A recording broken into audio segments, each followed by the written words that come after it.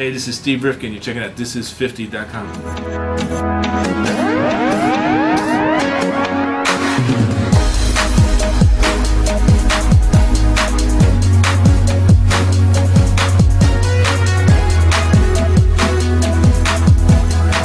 You gotta trust the, your team around you. I'm not, when I had Loud, from, Wu-Tang Mob, Pond, 3-6 Mafia, Exhibit, I was still playing.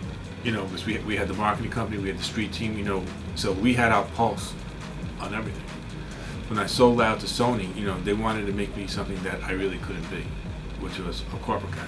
So when I came here, the name of the company is SRC, and the company really stood for Street Records Corporation. I thought I was going to be able to take the same blueprint that I had at Loud.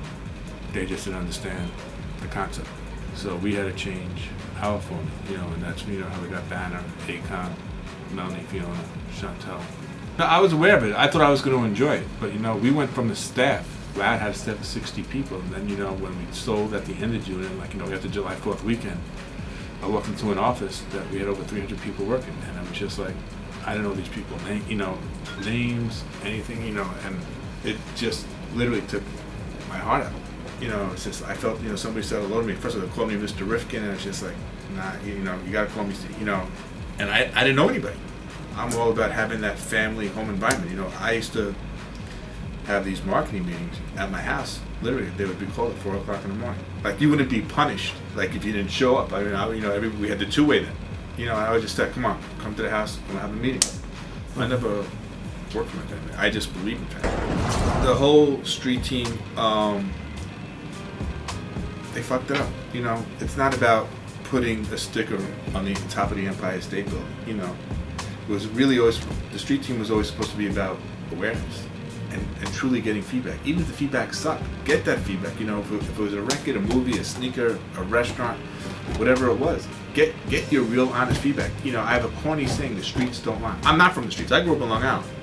But no matter what street you're on, you could be on Rodeo Drive, you could be 125th Street, or Crenshaw.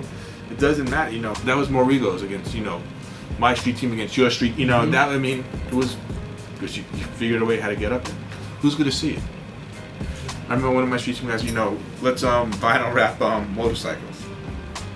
When they're driving during the summer, they're going to drive out to the beach, and go, the motorcycle's going 90 miles an hour. What the fuck are you going to see? That was just straight ego, man. And they fucked it up. Everybody started getting fined. The record company stopped. I didn't even want to pay the fines anymore. So now your street team is viral.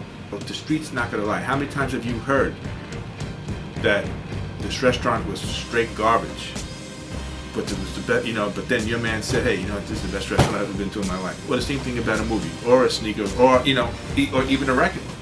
Right now, the record industry is in a change. And change is good. You just can't be scared of change. The executives are afraid of everything. That's the whole nobody wants to roll the dice. Right? Yeah, granted, there's a recession and times are tough, so everybody's scared for their job. Mm-hmm. But you know what? I'm not that cat that's just gonna sit and just, all right, cool, I'm gonna accept a paycheck. I need to be rich. And you gotta take chances in life. You can't be scared. What happens? You fail? You're not gonna get fired for failing. You can get fired for stealing and lying and all that other shit. I don't know one person that has ever gotten fired for taking a chance, being honest, and working hard. Tested me. Not you. I came back with Akon. I was in Atlanta, and I said, this could be the biggest artist of my career. Nobody in this building right here. I'm not talking about L.A. or Jimmy. I'm talking about nobody sold more records than me in this fucking building. And you're gonna laugh in my face? Fuck you. I took my own money.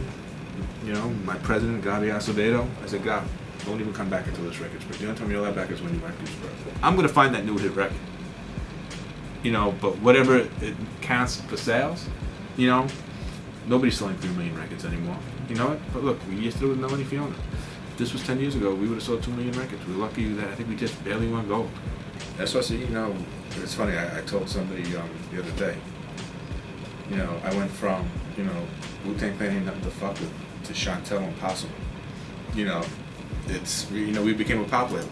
Akon, 3 years ago had the number 1, number 2 pop record in the country at the same time. I never gave a fuck about radio loud. Now it's all, we got to get records played. For me to survive, this building was not going to change. I had to change. That's why it's not called Street. I mean, it's still called Street Records Corporation, but now I just call it SRC. Mm-hmm. I thought I was still going to come out with my Wu-Tang type of records. But these motherfuckers here just don't understand shit. I have it. I still don't know how to use my BlackBerry. I don't know how to press reply and forward. What the fuck is a BlackBerry going to do for me? Besides receive my emails. I mean, that's all it is. To me, to stay ahead of the game is to have young, aggressive people who know that part of the game, but it's still about content. Follow your dream and execute.